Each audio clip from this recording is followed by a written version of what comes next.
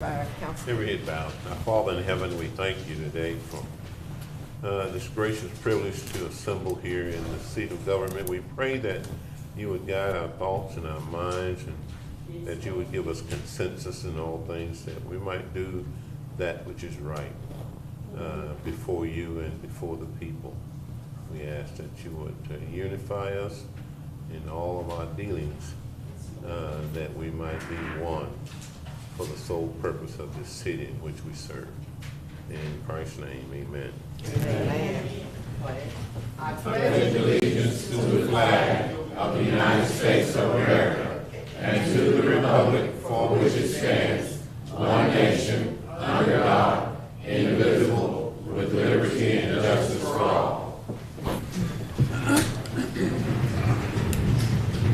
Once again, thank all of you for being here. So excited that we have a lover-full council. That means that everybody has something on their mind and looking for answers, and we're sure, and it's our desire that we'll be able to grant that petition.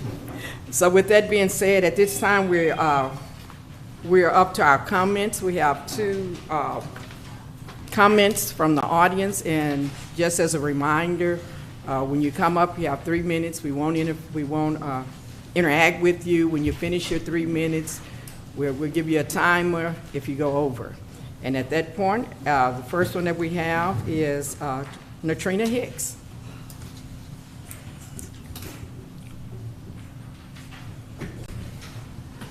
Good evening, Council. I'm Natrina Hicks. I am a citizen of Crockett, Texas, and I have a question. My question is for Mr. Marsh, I guess, and the Council.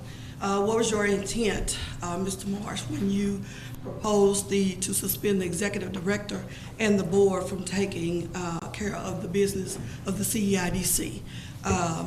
Because this seems like that we're dancing not with the partner we was dancing with before, but now we're dancing with the new partner, but the same issues.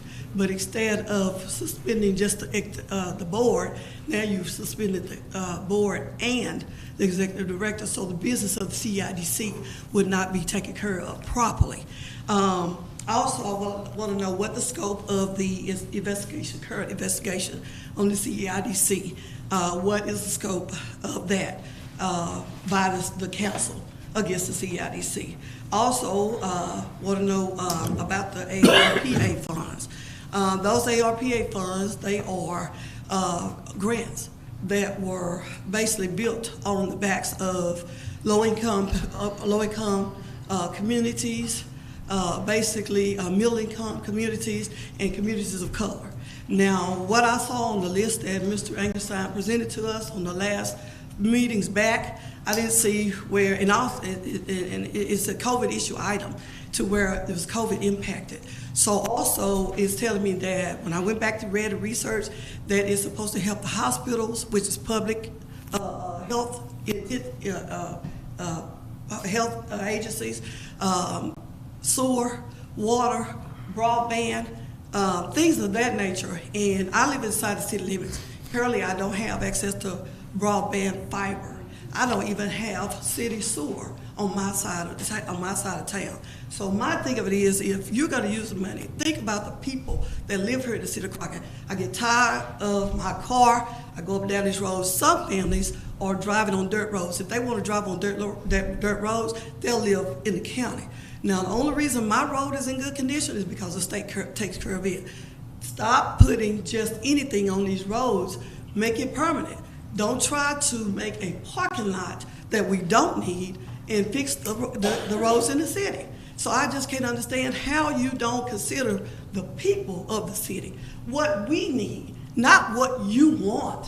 What we need, not what some people want, but what we need. The citizens of Crockett need good roads. We need good public health. We need good hospitals. We need good health care. These are the items that we need. Focus on the people and not on yourself and what some people are wanting and not needing.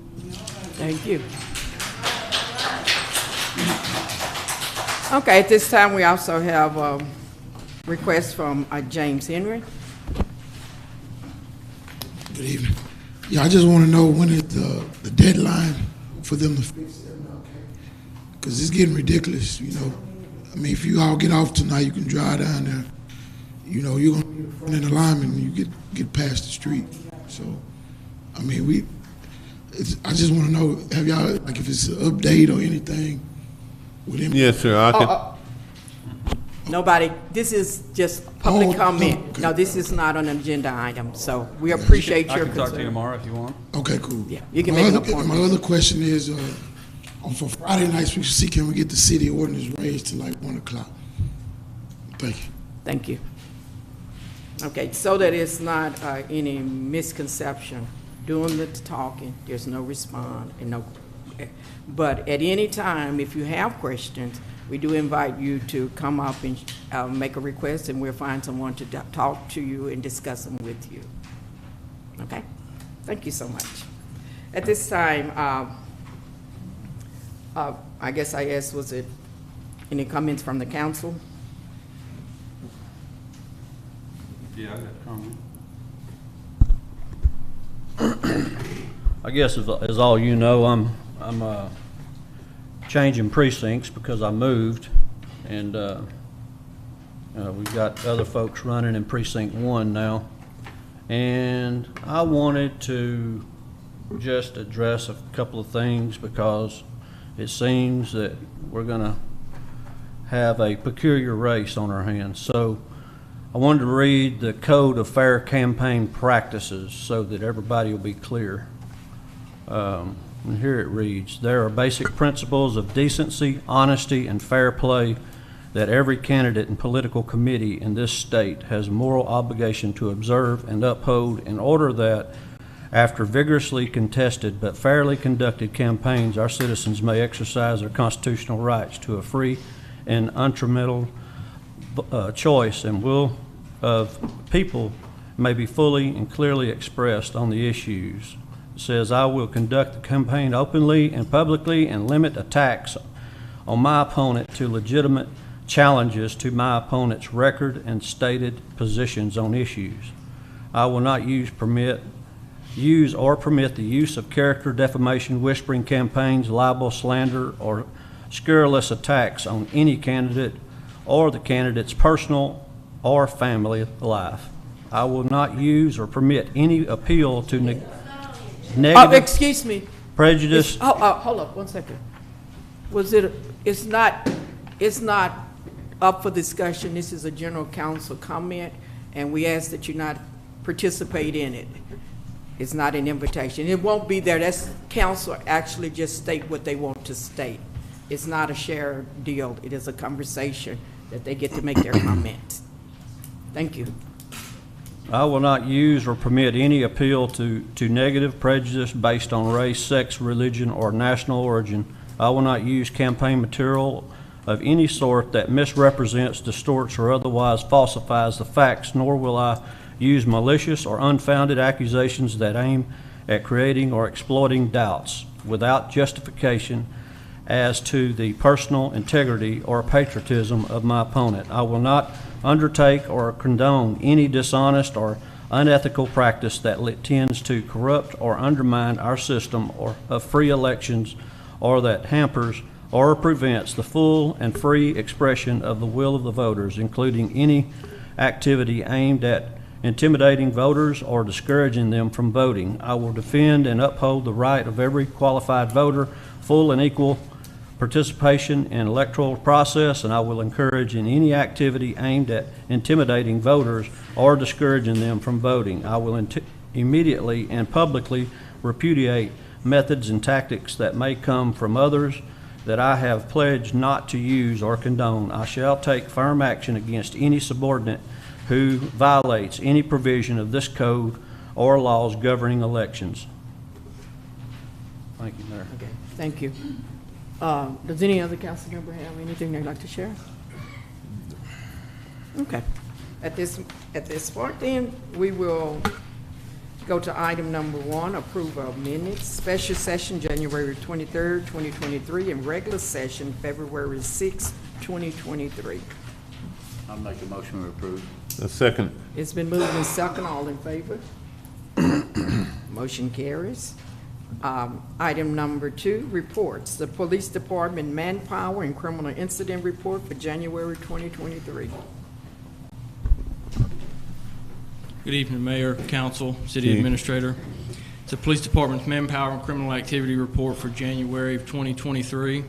Have a total of 15 officers, worked 2,348 hours, responded to 502 calls for service, investigated 15 traffic accidents, made 54 arrests, issued 261 traffic citations, completed 87 reports, responded to 24 alarm calls, 18 of those were false alarm. Below you'll see a breakdown of our criminal incident report, and I'll entertain any questions you may have. Any concerns, comments? Anything on the rise, Chief? One thing that we have seen on the rise, especially late last week and this week, were a lot of scam calls.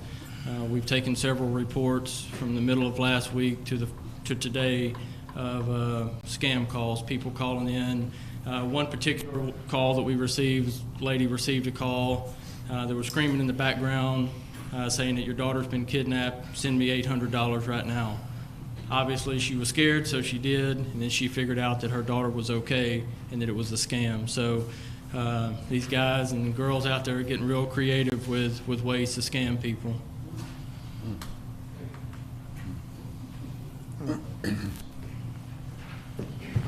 Do we have any kind of way of looking back on that? I'm sorry? Do we have a way to look back on that record or anything? The truth is, a lot of those calls come from overseas, or they use spoofing apps that may look like it's my number calling or your number calling, and they're very difficult to trace. Those numbers are.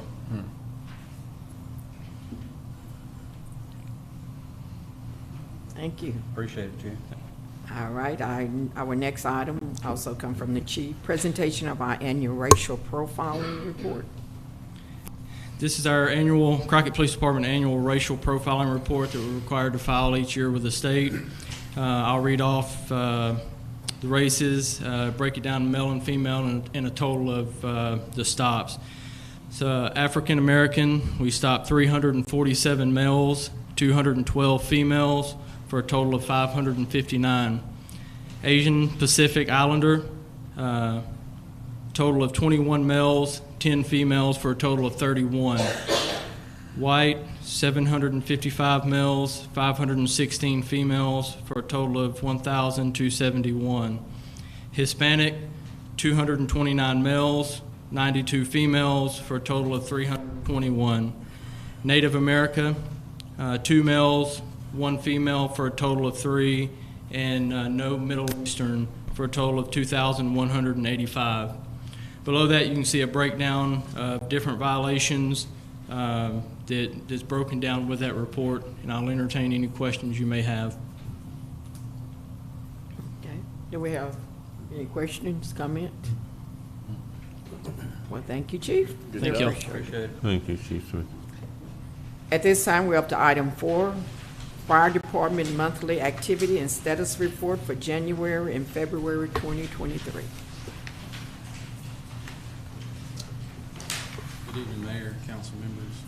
Yes. For the month of January, we had a total of 45 calls, 29 of those being inside the city and 16 being in our county response area. There was no structure fires inside the city, and there was 1 in our county response area, and that's for the month of January. There's a further breakdown. If I have any questions on January, I'll be more than happy to answer. If not, I'll move on to February. We had 45 calls. It just breaks down a little bit different. We had 35 inside our city and 10 in our county response area. We did have 1 structure fire inside the city and 1 outside the county in our county response area. The city structure fire, we was able to save the structure, so we believe it might be able to be rebuilt. Also, we had 2, if you notice on the very last page, we don't enter this very often, but we did respond to a wreck with 1 fatality, and that structure fire that we had in the county assists another department. There was a fatality in that, so you notice there's 2 civilian casualties on that report. We don't, thank goodness, we don't enter right there very often, but just so y'all aware, there was 2 fatalities that we responded to on the incident. So, and it's a further breakdown. I'll be more happy to answer any questions. We do join the sorrow of any fatalities, but we do appreciate the good job that you're doing with keeping things under wraps. Does anyone else have any comments? If not, Thank you, Jason. thank you, Chief. Okay, bring us to item number 5. Consider and approve a resolution of the City Council of the City of Crockett, Texas, authorizing city representatives in matters pertaining to the city's participation in the Texas Community Development Block Grant Program. Mayor and Council, we have the opportunity to apply once again for a Community Development Block Grant for a sewer line. And I have a little map here. So the sewer line is going to be off of the Pease and Stokes area where the railroad track goes through town. We have an old interceptor line that's a 12-inch line that goes underneath the railroad, and you have 24-inch mains on both sides of that railroad track leading to the pinch point of a 12-inch main, just due to upgrades that we've allowed over time and been able to afford, but we weren't able to address the one underneath the railroad track. And we do have 2 creek crossings from the Town Branch Creek that runs down beside the backside of Stokes. And that sewer line crosses that creek twice. So what our proposal is to relocate that and upgrade it to a 24-inch line where there's no bottleneck there, no issues on our flow, as well as bypassing the creek entirely to remove that risk of sewer line breaks into the creek. We have a lot of water that flows through there, and a lot of times trees are floating and such. So that was identified as one of the necessary improvements under our sanitary sewer overflow plan. And we do have the opportunity to have it funded through the CDBG program. We did have a public hearing on this as well. And so I'm just requesting that council approve myself and the mayor the ability to sign the documents related to this grant to apply. Make a motion to approve. I'll second that motion. Okay, it's been moved in second. All in favor? Thank you. And the magic word was grant. Thank you. Item number 6, consider and approve awarding bids for swimming pool, concrete decking, fencing, and lighting. Mayor, council, public, as y'all were aware, we did go out for bid at the latter end of last year, and due to the amount that we're coming back exceeding our estimates, we were told that the time period of construction, as well as availability of parts and supplies, PVC pipes and plumbing and lots of other issues, caused this to come in higher than expected. So we used some of the bids that were received and found key points that we could reduce some of the scope of the project and rebid that. And we also pulled these 3 items: the concrete decking, which is all the concrete patio area, the flat surface outside of the pool, right at 11,000 square feet of concrete outside of the pool. And then fencing, the metal fencing that goes around it, and the lighting, and bid that locally for local contractors to be able to be aware of it and hopefully bring in local contractors on it. And we put it in the newspaper and we got bids in, and I have a copy in front of you all for those 3 categories with a breakdown. And I do have their bids over here if anybody wants to see the actual bids, but when we open them up, we put the total bid amount and a kind of a definition of what they bid on. I would recommend on the awarding the bid on the fencing, which is your first page, that we go with a fabricated on-site fence instead of a prefabricated that is a bolt together. The gauge of steel that's used is quite a bit better when we can build it and weld it on site. We'll have a lot better. It's going to be very similar to the fencing that we have around the splash pad. We built that in-house, but this obviously is quite a bit bigger of a project that we don't have the manpower for.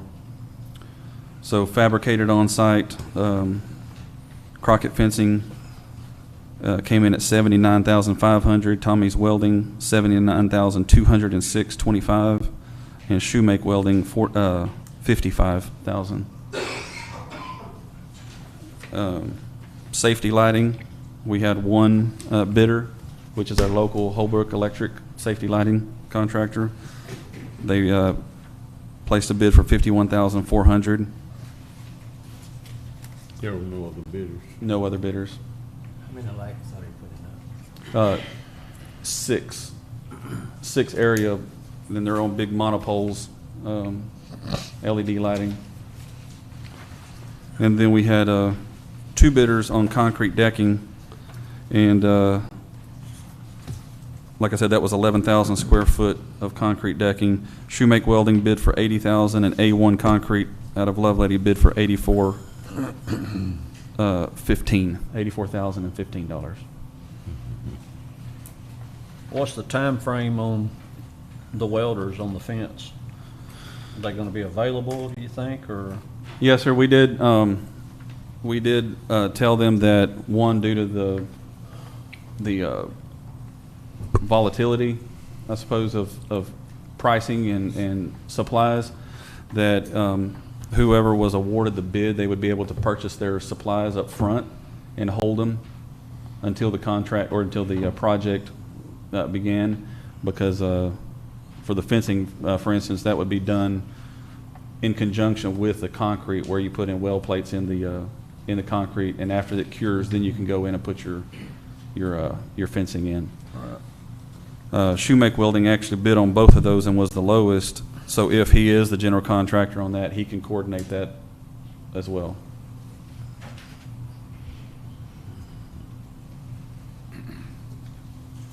Our engineers did reiterate that we're still on a schedule for a summer opening. I don't know where in this summer. Hopefully, we have a few days to enjoy it. Yeah, really. So we're going to bid on these individually, or, vote on these individually? However council wishes, you can do one motion for all three or break it down. I'll do a motion. Shoemake Welding on the fencing, safety lighting on the lighting, and Shoemake on the concrete. Okay. Do y'all want to take it as one, with those three being the lowest? Yeah, I don't have no problem with that. Okay, can we get a motion? Oh, that was the That motion? is the motion. Okay, so I you did second. all three? It's been moved in second? All in favor? Thank you. Gotta give me a swimsuit. It's on the way. Number 7, consider and approve waiving utility late fees for the March 2023 billing period. Mayor and council, as we roll out our new software, and I know that those that have received their bills already noticed a difference in the way the postcard looks. Our new software, as we continue with this software, the abilities that customers will have to interact with the city, to pay their bills, to view their bill and usage online, to receive text notifications if they sign up for e-billing, is going to really be, I believe, a good thing coming forward. And so I want to keep council and the public aware of what these of the capacity of this new software, to where you're not waiting on that postcard and you get that little text message with a little link on it on your phone. You can click on it or go to your website, go to your computer and pay your bills online, or set it up for auto draft and the like. In bringing this new software in, the transition of pulling the data from our old system, our old software, and transferring it over to our new, and then printing out the bills, took longer than they had expected, than our consultants expected. So we were late on getting the postcards out. They're normally out and in the customer's hands by the 1st. And then you have 10 days before late fees are enacted. So what I'm requesting council is for this year, or for this, this month, that we waive the late fees due to citizens getting their bills late. I'll make a motion, we approve waiving utility late fees for this month. Second. Okay, it's been moved and second. All in favor? Motion carries. Bring us to number 8. Consider and approve payment of invoices from Crockett Economic and Industrial Development Corporation. Mayor and council, I've handed out the invoices for your review. If there's any questions, or I'm asking for approval to pay those. Are we still paying for Sirius XM and all that? I mean, They don't turn them on. Is there- Turn them on. is there items like that that are approved, or? Those are items that you can choose to approve to continue their satellite radio or not. That would just, like I say, as those are presented to EDC for payment, I'm bringing those to council to approve. So if that's something that y'all don't want to pay and we want to cancel that, then that would be up to council. Basically, I think it was established just to continue the routine and not, because we don't have a timeline for when it's gonna go or when it's gonna start or whatever. So I think it's expedient that you just keep everything functional. Yeah, that's my thinking too. Can we, I make a motion that we go ahead and pay the bills for Crockett Economic Development. Second. okay, it's been moved and second. All in favor? Motion carries.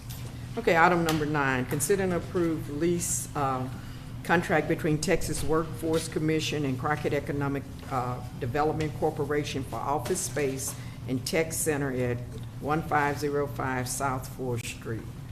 Shall we? Yes, ma'am. So Mayor and Council, last year, the Texas Workforce Commission, their division of vocational rehab, they have a office space in another strip mall, the Southgate strip mall right now. They were looking for newer space and larger space to be able to increase the capacity of their services and do some educational portions, adult ed with Angelina College, as they have at many of their other sites. In doing so, they sent out a request for proposals to the community, and I believe it was in the paper and such, asking for people to submit potential lease options to them. The CIDC did present them a bid, a proposal. They responded to the request for proposals, and they received the award. The notice of award was September 15th. The Texas Workforce Commission's goal was to move in at the first of the year. They did hold off just a little bit to see what the outcome on the activity of EDC to continue to finalize the negotiations, but EDC did enter into a contract with them by making the proposal. So at this time, for us to continue finalizing that contract, I have to bring that to council, like as it was, the motion was made for any CIDC business to move forward, that it would go through council. There is a binding contract in the response to them. What Texas Workforce Commission chooses to do if we do back out of that agreement will be up to Texas Workforce Commission. But there is a contract or an agreement that was made that the EDC would allow them into the tech center. They primarily are wanting 2 of the rooms at the tech center. And they do want to come in and do some upgrades and some changes, put in some partitions, and add a waiting area room and have an area also for consultants to meet one-on-one with people. I do have just a little bit of a,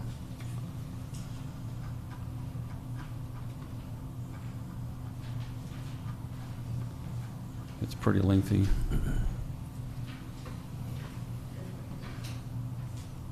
It is lengthy. I apologize.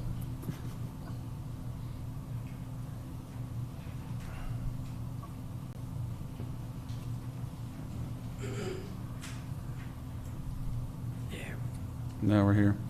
On this side of the building, let me see if I can zoom in just a little bit. This is where Texas Workforce, or the Workforce Solutions is currently housed, and their offices in here. They will join up with them in some of their efforts with some receptionist duties, I believe they said, and some of their office space. But they're wanting this office, this room here. You have kind of a break room area here. The bathrooms are here. The break room is here, and they're wanting that next office space, and they're wanting the one across from it to put their office space in and their adult ed in. So we would still have the other right side and the back of the building that would not be utilized by them.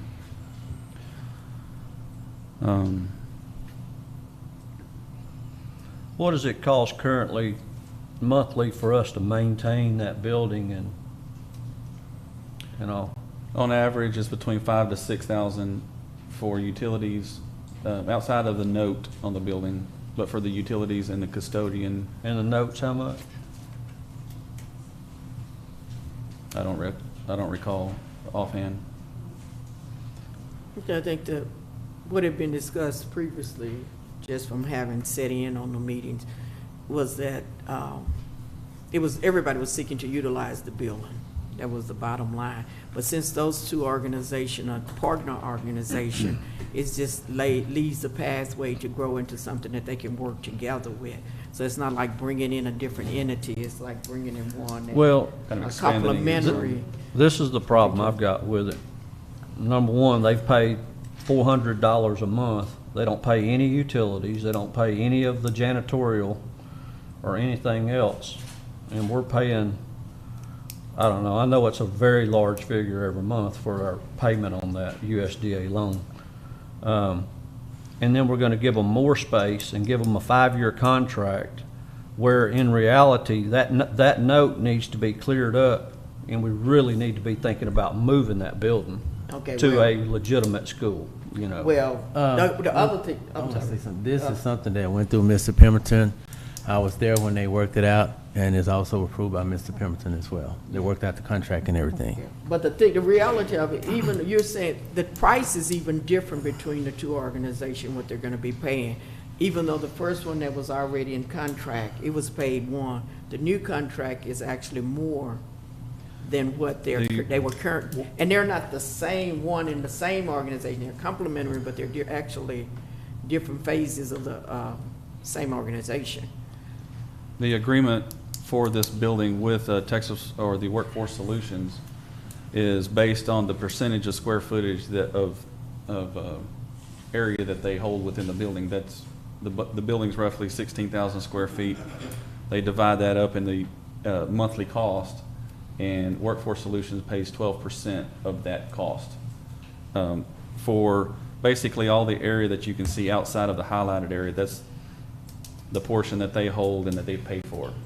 Right now, them being the only occupant of the building, they're a primary user, but they're still under the old contract that would probably have to be renegotiated. And this, The new contract. this particular group, though, they're wanting to retrain these folks that have been out of the workforce for a period of time, right? It's a rehabilitation, and usually based on medical or disabilities. And they're not going to bring the instructors here. They're going to have to travel to either Lufkin or somewhere else, Huntsville or somewhere, right? I'm not sure on that.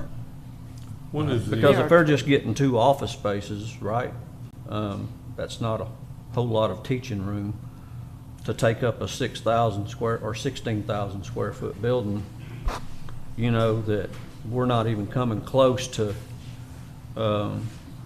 getting our bills paid for there, you know. Okay, but the bottom line is that there's a contract that has already been voted on by basically the board. Yep. That is, there's an agreement that in order to break that agreement, it would have to go through another litigation, so to speak. And all we're trying to ascertain tonight is that right now that contract, and they can always be renegotiated, but I'm like the people, "And is better than now." Right now, someone is helping with the bills at this point. It's better than not because it's an existing contract. Is it Right, good? the proposal that was submitted by EDC to Workforce Commission was not going to be similar to the other existing contract. That the proposal that they requested was based on, and they calculated their total expenses in the building, and it was going to be, their request was for $2,400 and some change a month for the space that they were going to be needing. That's what I was trying to get in to ask that question. Yes, sir. What is the financial benefit to the city and to the maintenance upkeep and the debt on this building? What impact would that make for them to lease these other rooms? That's what I'd like to know. So this is a breakdown of the cost based on averages. The electric cost is roughly $2,500. The janitorial cost is $1,900. You have the breakdown.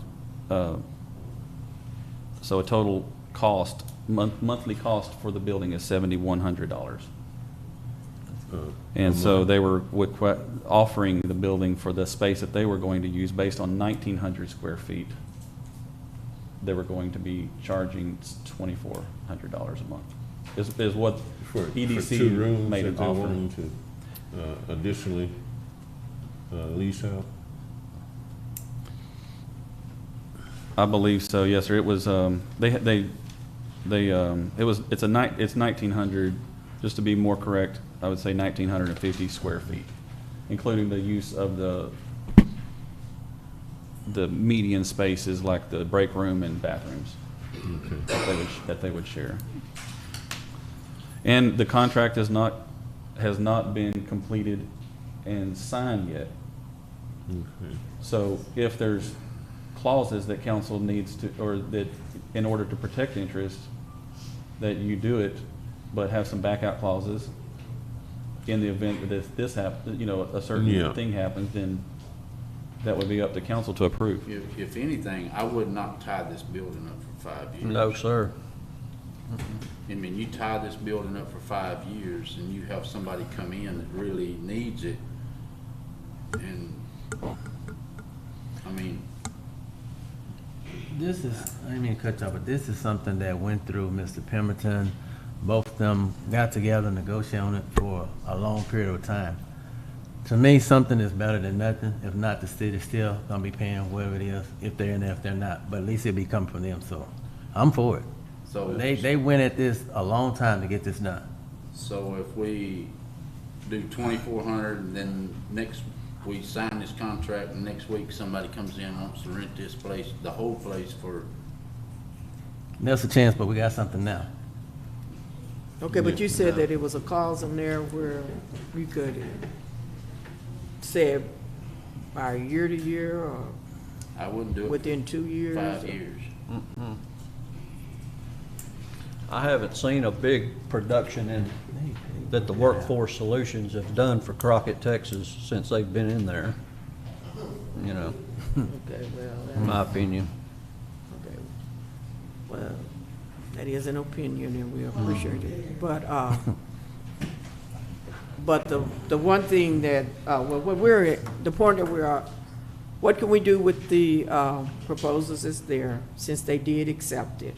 Is it still grounds that we can decide that you can do it for 2 years with the extension, or was it just a flat 5 year that was all they wanted? I think that was where the concern was, And that's what Mr. Pimpton agreed with them when they negotiated together. that he did. So the attorney And that was would still have to involved come with back to council anyway. Yeah. So council would have had their input okay.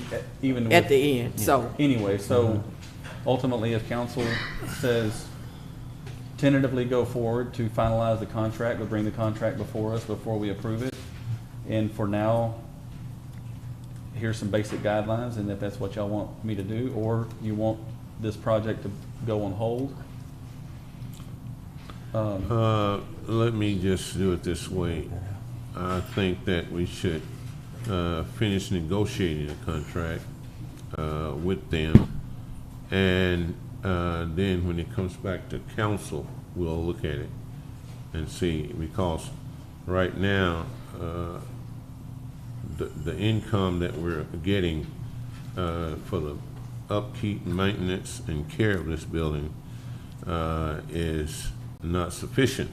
Now, if we have $2,400 or more, or whatever the case may be, I think that would be very impactful as far as meeting the obligations on the upkeep and maintenance. So yeah, I'm for moving on with it and finish up the negotiations of that contract. And I'll make a motion in that for that. I second it. okay, it's been moved and second, all in favor? Opposed?